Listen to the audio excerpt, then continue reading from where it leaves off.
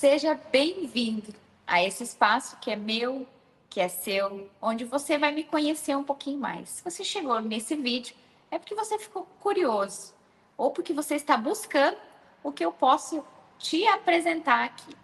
Eu sou a Sheila Bevilacqua, eu tenho 38 anos e a primeira coisa que eu posso te falar sobre emagrecimento é que eu tenho essa experiência já há mais de 30 anos. Exatamente. Há 30 anos, desde quando eu era lá uma criança, a obesidade chegou na minha vida de uma forma muito dolorosa. Diagnosticada com obesidade, grau 2, com perfil lipídico, colesterol estourando e tudo. E para aquela criança de 8 anos, foi a primeira vez que ela teve contato com uma dieta restritiva, com exercício físico, e tudo ali mexeu, né? Afinal, nós estamos falando de uma criança de 8 anos.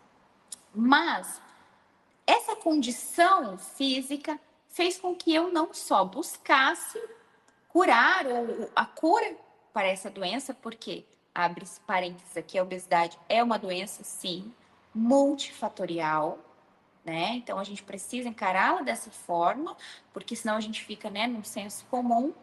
Então, a partir dessa compreensão lá de quando eu era criança, das muitas coisas que eu tinha que fazer para poder melhorar a minha vida, sair daquela condição de risco de vida que era, né, na condição que eu me encontrava, durante toda a minha trajetória, eu fui ali me deparando. Então, desde criança, buscando fazer muito exercício físico, que me ajudou muito, porque fui pegando gosto, fui sabendo como que é gostoso. O movimento, ele é uma natureza humana. E quanto mais a gente se exercita, quanto mais a gente experimenta desse movimento, melhor a nossa mente vai entendendo as nossas respostas corporais e fisiológicas disso. E muita coisa tem nesse meio tempo, mas, né, fica para outro momento que eu te conto. Mas aí eu decidi fazer educação física, minha primeira formação. A gordinha foi fazer educação física, sim, né? Não era apta, né, nos esportes, tinha muita dificuldade em muitas coisas, mas eu gostava. Era um prazer entender como que o movimento, como que o nosso corpo reagia tão bem. Porque se de uma coisa eu tinha certeza que eu queria trabalhar com a área da saúde. Mas que saúde é essa? Que eu ia para a enfermagem, era, né, pesado. Ia lá para fisioterapia, e aí eu comecei a observar que as grandes áreas da saúde, elas tratam muito desse aspecto da doença, depois que a doença já chegou, depois que ela se instaurou. Mas e antes disso? E essas pessoas que ainda estão saudáveis, mas que não estão com comportamentos tão saudáveis e que chega ali, né, que vão chegar. E eu queria nessa fatia, né, dentro da educação física, a gente chama isso de promoção e prevenção de saúde. E ali foi onde eu encontrei. Dentro desse encontro, né, do exercício físico, o que me trouxe também o comportamento. Foi onde eu me apaixonei, então, pela psicologia comportamental, pela neurociência, e comecei a construir toda a minha carreira acadêmica dentro disso. Meu TCC, meu trabalho de conclusão de curso, foi sobre isso, aspectos da mudança de comportamento. Fui para o mestrado em Ciências da Saúde, trabalhando lá com pessoas da saúde, da enfermagem, da nutrição, da fono, da psicologia. Montamos um grande grupo onde nós trabalhamos o tratamento multiprofissional da obesidade em mulheres. E esse, então, foi a minha dissertação de mestrado. A partir disso, né, o que era lá uma demanda pessoal foi virando também algo profissional. Porém, algo era muito difícil para mim, sempre foi muito difícil. Eu ainda estava com excesso de peso. Aquela situação de sempre, né? 5 mais, 5 menos, engorda e volta e vai, e faz dieta e procura isso, e entra lá, dietas restritivas e todas as dietas mais loucas que você pensar, eu já fiz. Mas nada daquilo me trazia resultado.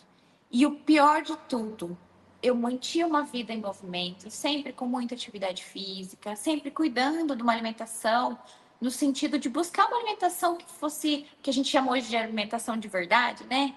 Com alimentos de verdade, sem industrializados, sem, né, glúten, enfim, sempre tive essa alimentação, porque a Sheila de 8 anos precisou aprender isso muito cedo. E mesmo estando dentro de tudo isso, ainda não conseguia. Isso me travava até mesmo de falar para as pessoas que eu estudava aquilo. Até que um dia, uma psicóloga que trabalhava no grupo, conversando com ela sobre essa minha dificuldade mesmo, né, de bater no peito que eu estudava aquilo, que era, né, que eu estudava sobre obesidade, mas eu não conseguia sair daquele estado. Aí ela me disse uma coisa que foi muito profunda, muito forte. Se tem alguém que sabe na prática que é ser ou estar no estado de obesidade, é você. Então, eu estudava, tinha conhecimento técnico, né, sobre tudo aquilo, composição corporal, todos, né, as comorbidades que envolviam todo esse universo técnico que a gente estuda dentro de uma doença. Dentro das possibilidades de cura que envolvem a mudança de comportamento, né, nutricional, física e de mentalidade. E aquilo lá me deu uma força. E falou, se é verdade, se alguém pode falar disso, sou eu. Porém, as coisas ainda não ficaram claras, né? A gente, socialmente, a gente tem medo de se expor quando a gente não se sente tão seguro. E aí a neurociência chegou na minha vida me explicando que tudo isso que eu estava pensando ou sentindo não, era um confronto. Meu cérebro ele estava acostumado a ver o excesso de peso, a ver toda a situação como uma ameaça. Então, tudo que me trazia isso me causava espanto. Era difícil, era dolorido, né? Me trazia muito mal-estar. E aí, o que a gente parte desse princípio? Quando o cérebro se sente assim, ele liga o que a gente chama de estado de alarme, né? O famoso estresse. O estresse, a gente sabe que o estresse é uma condição natural. Tá tudo bem se sentir estressado. O que a gente não pode é continuar se sentindo estressado, né? Que senão a gente chega no estresse crônico, que aí realmente, né, é outra conversa que a gente vai precisar ter aqui. Mas nesse momento, o que eu quero que você entenda aqui, eu precisei transformar aquilo que era uma ameaça para o meu cérebro num desafio. Então, era um desafio eu me tornar uma pessoa saudável com um excesso de peso ou não. E ali foi nisso que eu sempre construí a minha vida. Então, mesmo com excesso de peso, bons hábitos, bons comportamentos e tudo mais.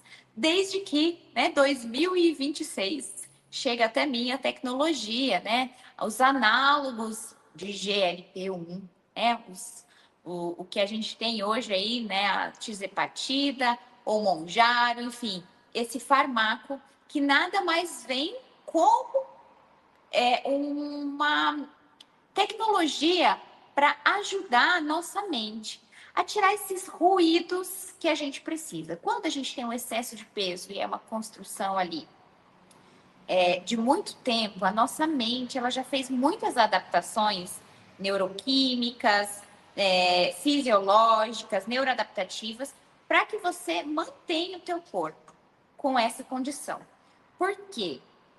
Para o nosso cérebro, quanto mais energia o nosso corpinho tiver, é melhor. Eu costumo brincar que ele não condiz, né? O nosso cérebro ele não entende a gente direito. Que ele não capta que a gente não precisa de toda essa gordura mais. Porque para ele a gordura é energia. Só que o que acontece com esse cérebro que quer essa gordura no nosso corpo? Ele quer porque ele tanto se sente ameaçado que essa gordura ela garante para ele que para reagir a uma ameaça ele vai ter energia suficiente. Então, vamos construir essa ideia. Então, o meu cérebro entendeu que para eu combater o excesso de peso, eu precisava ter energia. Então, olha a briga que fica, né? O corpo acumula ali gordura para proteger o cérebro, para ele se sentir seguro, e ao mesmo tempo é aquilo que é o que causa essa grande ameaça. Loucura? Loucura. Mas isso é neurociência e, né, a gente vai construindo ali né, fazendo as nossas amarrações mentais que trazem sentido dentro do simples desfecho de alarme, que a gente chama de situação de alarme de estresse. Mas o principal de tudo isso que eu quero dizer para você nesse momento é que a gente precisa entregar para o nosso cérebro uma mudança de visão. Ele precisa entender que o excesso de peso, que essa nossa busca da nossa diminuição do peso corporal, ele não é mais uma ameaça. Ele não vai se sentir ameaçado, você não vai afetar a sua sobrevivência, porque é isso que o cérebro entende, tá? Que você, se você emagrecer, você vai prejudicar a sua sobrevivência, você está colocando em risco a sua vida, porque são muitos anos ele interpretando isso da sua vida, da sua condição. Então você precisa falar para ele assim, não, cuidar da minha saúde pode ser um desafio, mas não é mais uma ameaça. E quando essa chavinha vira, a gente para de querer construir aquela ideia do sofrimento heróico. Principalmente quando numa era em que a gente tem os análogos, né? A farmacoterapia trazendo para a gente suporte para o emagrecimento. De forma alguma, eu estou aqui para falar que você precisa usar fármaco. De forma alguma. Mas o que eu preciso é que você entenda que você tem esse recurso, sim, que é tecnologia, né? A gente está aí frente à tecnologia e eu duvido que você nunca tenha usado aí um Uber, um iFood, que também são frutos da tecnologia para se beneficiar. Então, por que não construir uma estratégia, usando o fármaco ou não, mas principalmente driblando a sua mente, tirando essa ideia do sofrimento heróico de que eu vou emagrecer de qualquer jeito, e eu sei que nem que isso me custe a vida. Ó, precisa ser leve. O desafio, ele precisa ser colocar você num estado de ação. Sabe aquele desafio que você, alguma coisa assim que você quer fazer muito? Fala assim, nossa, eu quero aprender isso, ou tocar um violão, ou fazer, né, uma arte, ou uma prática, ou aprender a dançar algo. Sabe aquilo que te motiva como um desafio? É isso. Então, construir uma vida sem excesso de peso, com mais saúde, com mais qualidade, ela não pode mais estar nesse lugar de ameaça, de sofrimento. Ela precisa ser um desafio que você quer abraçar para mudar a sua vida. E não temporariamente, não só hoje, para o resto dela, para enquanto ela existir. Ah, e se daqui 10 anos eu... Sim, daqui 10 anos. A gente não pode cair nessa falácia porque a gente está entrando em outra coisa que a mente nos quer. Ansiedade. Então, a gente está falando de aqui e agora. Daqui e agora, o que você pode fazer para construir uma vida melhor? Trazer uma vida com mais qualidade de vida. Primeiro, a colocar na sua cabeça que essa construção dessa vida, ela vai ser um desafio, motivação, que você vai ter uma motivação para essa. Porque vai ser uma coisa gostosa, não é um sofrimento. E outra coisa que você precisa ter muito claro é que esse desafio, tudo isso é para você. Não é para sua mãe, para sua esposa, para seu marido, para seu filho, para ninguém. A sua saúde, ela interessa a você. Simplesmente a você.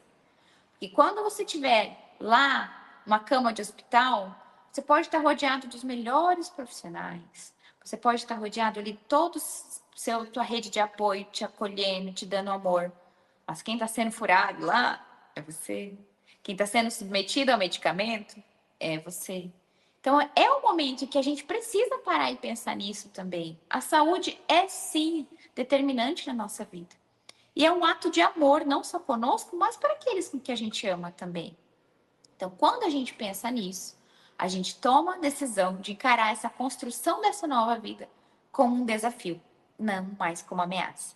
E aí, a menininha lá, gordinha dos 8 anos, a mulher de 38 anos com menos 16 quilos do que tinha um ano atrás, conseguiu empacotar tudo isso que ela sabe e tá aqui para te ajudar. Tá aqui para que a gente consiga construir uma estratégia. E, de fato, a minha principal intenção aqui é que a gente possa conhecer muitas ferramentas e recursos que você vai conseguir usar nesse processo, mas também que a gente possa encontrar o seu caminho. Cada um tem a sua saúde da mesma forma que cada um tem o seu caminho, a sua estratégia, que vai caber para um, não vai caber para outro. E tá tudo certo. Entender a nossa individualidade, entender os nossos desafios, entender que o que a gente quer, aonde a gente vai chegar, é o primeiro passo para qualquer mudança comportamental. Então, se você está decidido a ter essa grande mudança, seja bem-vindo. Estou aqui para te ajudar e vai ser uma honra ajudar você a mudar de vida, assim como eu tenho construído uma vida cada dia melhor. Todo o meu carinho, meu respeito, receba com muito amor todas essas minhas palavras e não deixe aí de continuar compartilhando comigo esse tempo e vendo os próximos vídeos, que vem muita coisa boa. Obrigada.